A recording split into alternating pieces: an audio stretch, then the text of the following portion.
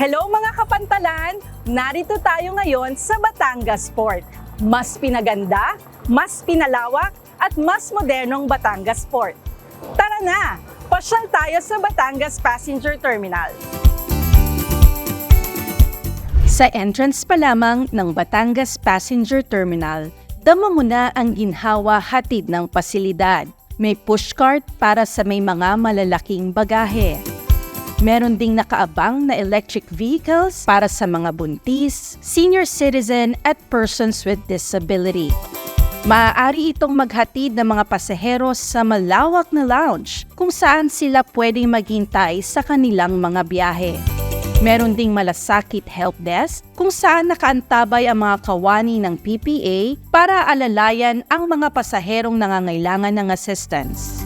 Iwas na din ang mahabang pila sa pagbili ng ticket dahil pinarami na ang mga ticketing booths ng mga shipping lines.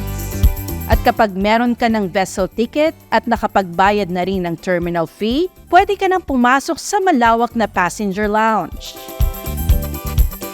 May giant LED screen para maging updated ka sa iyong biyahe. At kung sakaling gutumin ka, hindi ka mauubusan ng options dahil sa dami ng mga food kiosk na pwedeng pagpilian. At meron ding water refilling station, mapa-cold o hot water man yan. Mayroong 8,000 na passenger capacity ang Batangas Passenger Terminal. Kaya paniguradong hindi problema ang overcrowding sa loob ng terminal tuwing peak season. Malaking tulong din sa mga pasahero ang mga pasilidad sa Batangas Passenger Terminal gaya na lamang ng breastfeeding station para sa mga momshi na may kasamang baby. Meron ding prayer room upang mataimtim na manalangin. At syempre, ang malinis at modernong all-gender restroom.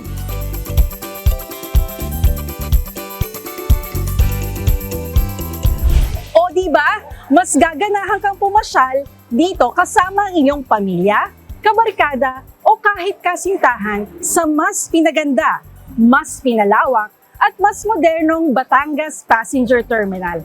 Kaya tara na, pasyal na tayo!